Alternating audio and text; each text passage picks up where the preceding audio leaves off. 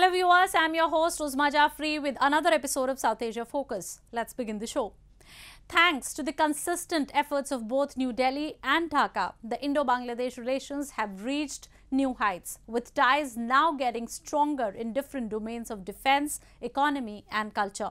Recently, foreign ministers of India and Bangladesh, S. Jaishankar and Abul Kalam Abdul Momen met in Indian capital New Delhi to provide additional impetus to thriving relations.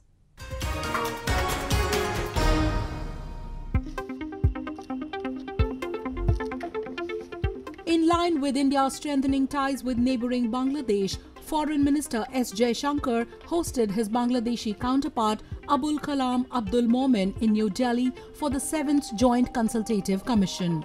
Both the ministers signed and exchanged agreements for furthering their ties during the meeting, which was the first physical JCC event since the advent of the coronavirus pandemic.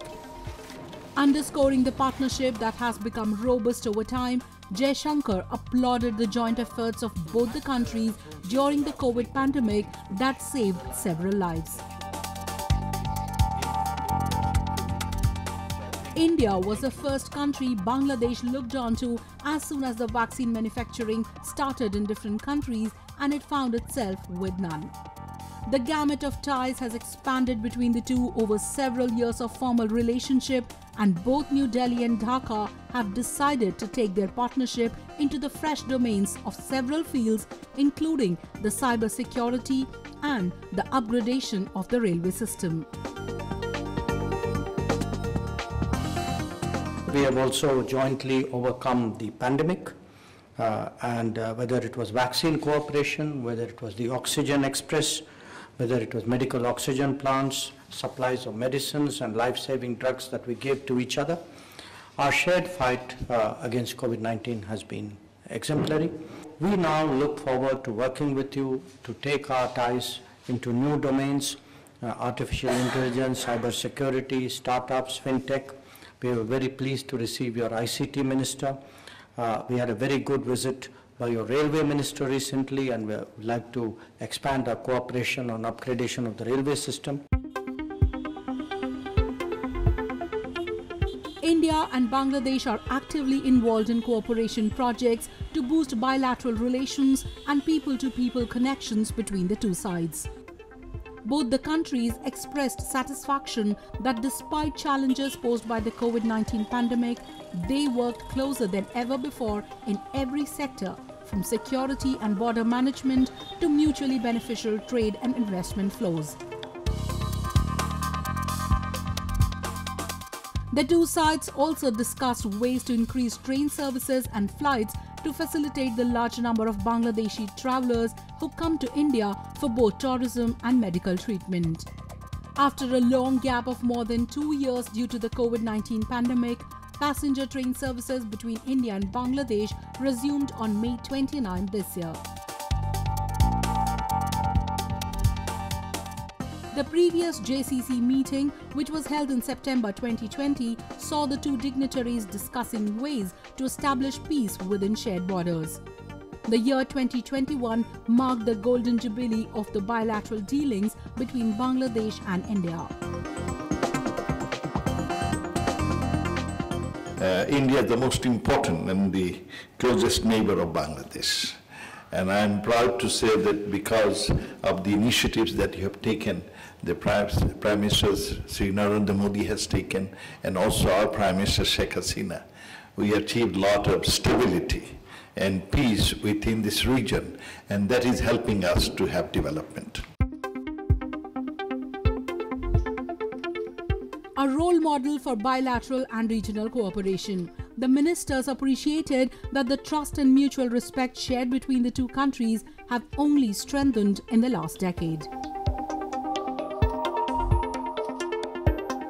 Over the last decades, India-Bangladesh relations have warmed up, entering a new era of cooperation, moving beyond historical and cultural ties to become more assimilated in the areas of trade, connectivity and defense.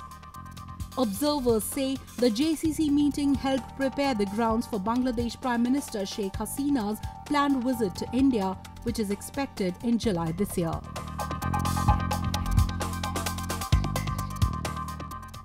Moving on. The situation for minorities is getting grimmer by the day in war-torn Afghanistan.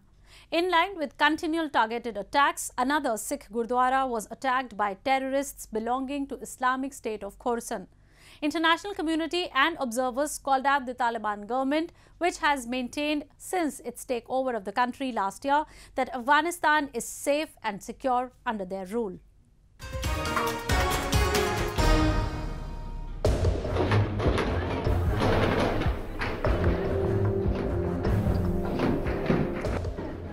The minority Sikh community in Afghanistan continues to remain a soft target for terrorist attacks. Recently, several terrorists associated with the Islamic State of Khorasan attacked Gurdwara Sahib Kartarpurwan in capital Kabul. At least 2 people were killed in what is the latest in a line of targeted attacks on minorities in Islamic Afghanistan. An explosive-laden vehicle detonated just a few meters away from the temple gates. Had it passed the barrier, the damage and casualties would have been exponentially greater. Recounting the horrific details, an eyewitness said he saw intense fighting between the two sides that continued outside and inside the Gurdwara.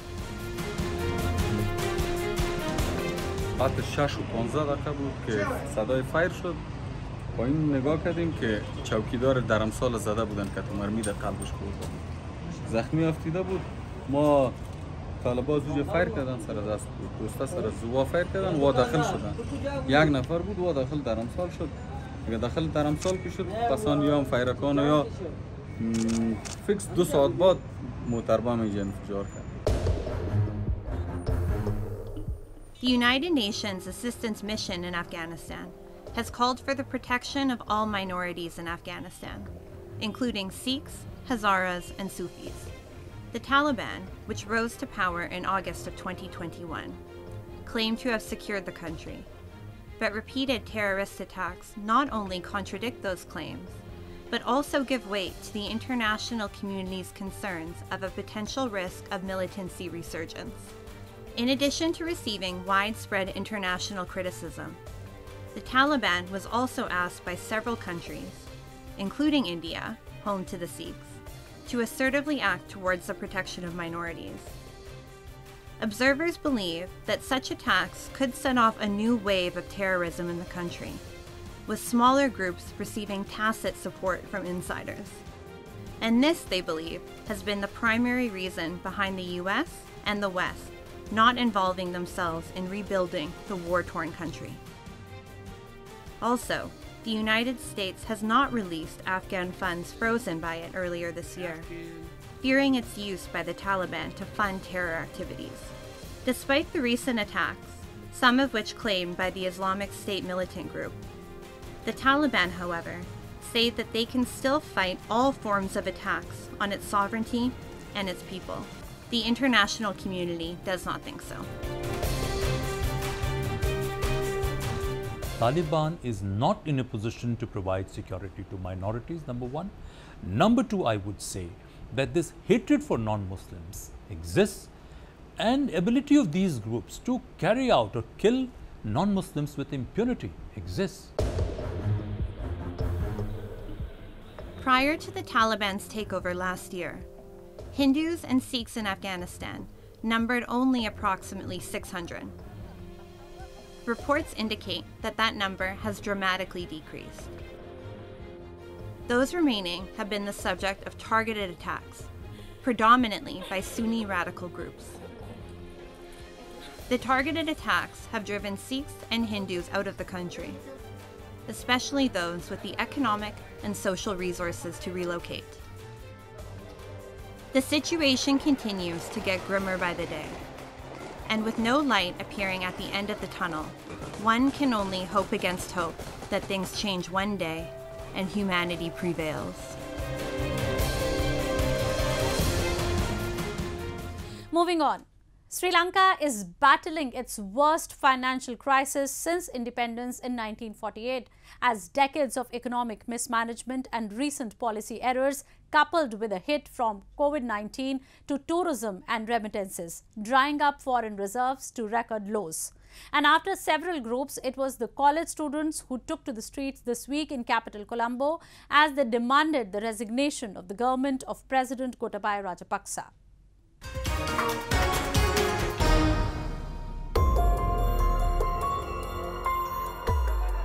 Hundreds of university students, trade unionists and artists marched through the streets of Sri Lanka's capital Colombo, demanding the resignation of the government of President Gotabaya Rajapaksa. Many protesters accuse Rajapaksa and his influential family of mishandling the economy. The worsening situation of Sri Lanka has led people angered by long queues, often overnight, for fuel faced off with security forces over the weekend. කතා මුළු ජනතාවම එක හඬකින් කියද්දි ඔබ ඵලයන් ඔබ තමයි මේ ලංකාව මුහුණ දෙලා තියෙන මේ ආර්ථික දේශපාලන අර්බුදයට වගකියුත්තා මූලික වගකියුත්තා උඹ අපිට දෙන්න කියලා අපිට නිදහසේ ජීවත් වෙන්න පුළුවන් රටක් තමයි මේ දරුවෝ ඉල්ලන්නේ මේ දරුවන්ගේ අම්මලාට තිබුණා වූ හීන සියල්ල බොඳ වෙච්ච මොහොතක මේ දරුවන්ට තිබුණු හීන සියල්ල බොඳ වෙච්ච වේලාවක තමයි මේ දරුවන් ඉල්ලන්නේ දූෂිත පාලකයින් අපිට එපා ගෝඨාභය දැන් ඔයා ෆේල් ගෙදර යන්න.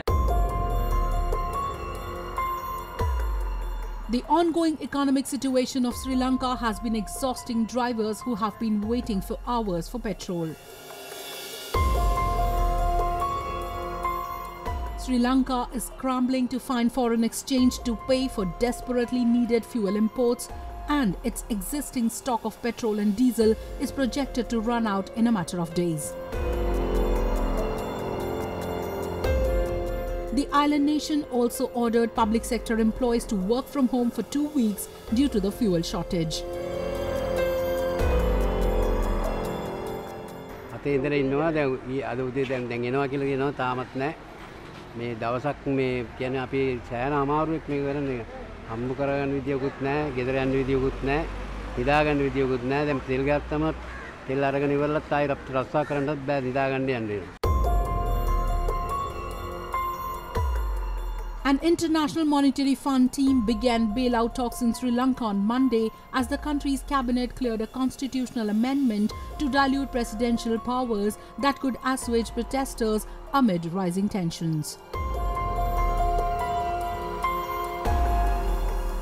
A 9-member IMF team, which arrived in the commercial capital Colombo recently, held talks with Prime Minister Ranil Wickremesinghe on how to structure what will be Sri Lanka's 17th loan program with the global lender. The United Nations has outlined a plan to raise $47 million to provide assistance to 1.7 million Sri Lankans worst hit by the crisis over the next 4 months.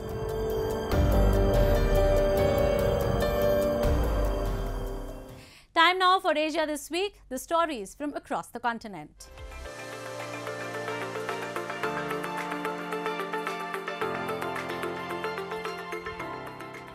Villagers struggle to cope with destruction and losses in northeast Afghanistan after a massive earthquake killed at least 1,000 people. The magnitude 6.1 earthquake struck early on Wednesday on 22nd June about 160 kilometers southeast of Kabul in arid mountains dotted with small settlements near the border with Pakistan. While thousands of families have been affected by the quake, there are hundreds others whose entire families have been wiped out.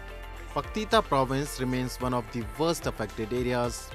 Poor communications and a lack of proper roads are hampering relief efforts in a country already grappling with a humanitarian crisis which has deteriorated since the Taliban took over last August. According to US government data, the toll makes it Afghanistan's deadliest earthquake in 2 decades.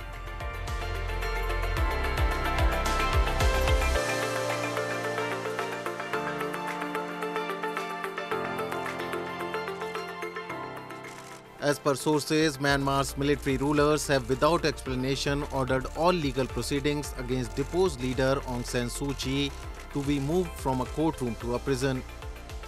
Nobel laureate Suu Kyi, who turned 77 on June 19, has been charged with at least 20 criminal offences since she was toppled in a coup early last year, including multiple counts of corruption. Junta leader Min Aung Hlaing has so far allowed Suu Kyi to remain in detention at an undisclosed location in the capital Naypyidaw, despite convictions for incitement and several minor offences. Suu Kyi denies all charges. Suu Kyi's marathon court proceedings take place behind closed doors with only limited information reported by state media. A gag order has been imposed on her lawyers, whose only access to her is on trial days. It is not clear how much Suu Kyi knows of the crisis in her country, which has been in chaos since the coup, with the military struggling to consolidate power and facing increasing resistance from militia groups.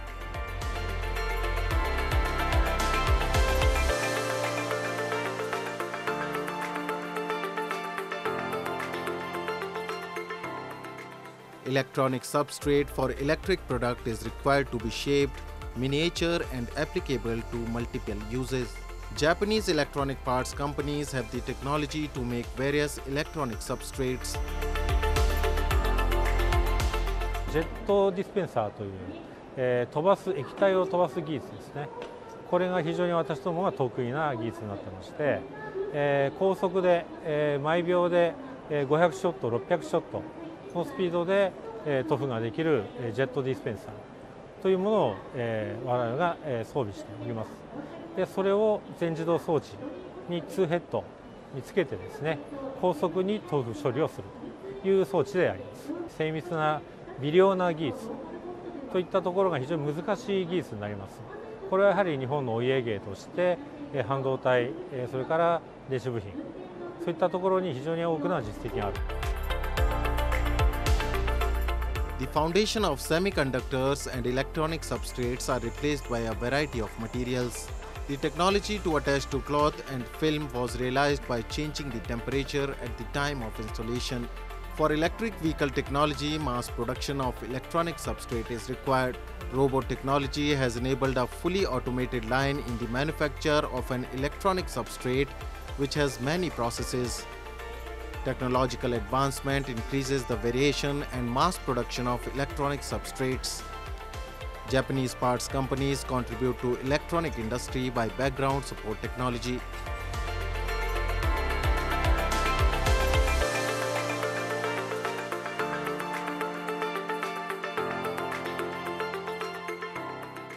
A food machine is being used to automatically prepare wagashi, a Japanese traditional sweet dish. It beautifully creates the delicate appearance of the sweet. Food machine making competition is growing tough in the course of creating such a level of technology that can give taste similar to traditional cooking. こ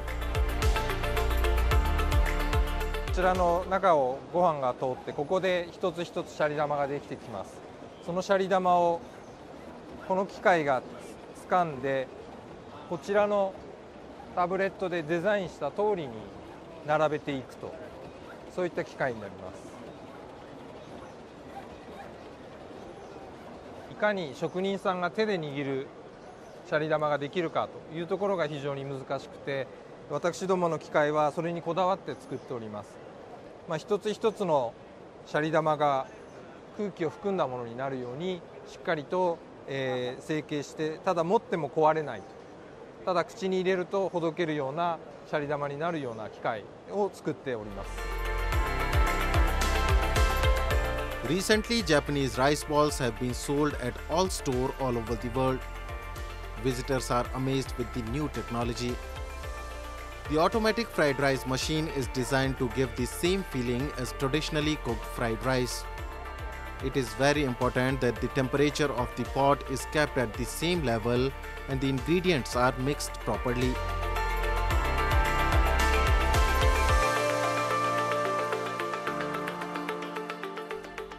Moving on.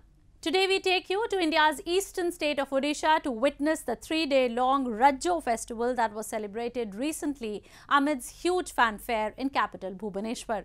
Adding the bright colours to the landscapes of Odisha, this festival commemorates the fertility of Mother Earth and womanhood. Let's have a look. Young girls and women decked up in their best of dresses and riding on swings while singing and dancing were the major scenes in Odisha during Rajo festival that was celebrated recently with huge pomp and show. This 3-day-long festival is the most important carnival in the state that celebrates menstruation and womanhood. It is believed that Mother Goddess Earth menstruates for those 3 days and hence she is given a ceremonial bath on the 4th day. As a mark of respect towards the earth during her menstruation days, all agricultural activities like ploughing, sowing is suspended for the 3 days as Mother Earth is expected to be going through rejuvenation.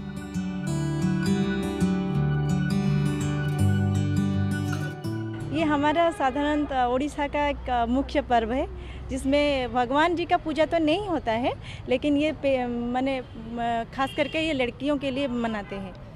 और ये हमारा जैसे कि बोलते हैं कि हमारा ओडिशा में 3 दिन के लिए ये पृथ्वी माता रजस्वाला होता है। जैसे कि हमारा क्या बोलते हैं इसको मासिक धर्म बोलते हैं, तो वैसे ही माने पृथ्वी माता का रजस्वाला को बोलते हैं कि वो रज मनाते हैं।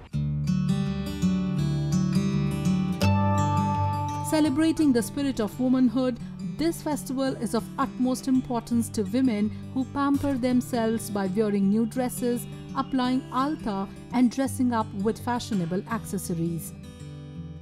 During the 3 days, women are given a break from all household work and they spend the entire day having fun on rope swings, playing indoor and outdoor games, singing folk songs and eating scrumptious food. रोज़ों में हम नए कपड़े पहनते हैं, हमारे घर में पकवान बनता है, फिर हम पीठा खाते हैं और हम झूला झूलते हैं। लड़कियां तो बहुत सज संवरते हैं और पाँव में अलता लगाते हैं, कुमकुम लगाते हैं माथे पे, और डोली जो ये सब डोली है ना, इसमें बहुत माने झूलते हैं। और औरत सब सज के संवर के वो ताश लूडो खेलते हैं और ये क्या बनाते हैं और पोड़ा पिठा खाते हैं, चकुली पिठा खाते हैं। ये हमारा ओडिशा का एक मुख्य पर्व है। Each day of the festival has its own name and significance. The first day is called Pahili Rajo. Second day is Rajo Sankranti or Mithun Sankranti, and the third day is called Basi Rajo. During this festive occasion, various local delicacies, especially pithas like poda, chakuli, arisa, kakera, chena and other sweet items are also prepared that double the fun of revelers. Besides, sweet beetle witness a huge demand during this period as it has become a must-have for everyone during Rajo. बहुत सारे तरह के पीठे मिलते हैं हमें, जैसे कि चकुली पीठा एंड मोंदा पीठा, पोड़ो पीठा, खीरा पीठा, ऐसे बहुत सारे के मिलते हैं। Though the country still struggles with the taboos related to menstruation as it is perceived as something impure and embarrassing in our Indian society, this Rajo festival signifies how menstruation, fertility and womanhood are the cause of celebration and not shame in Indian culture.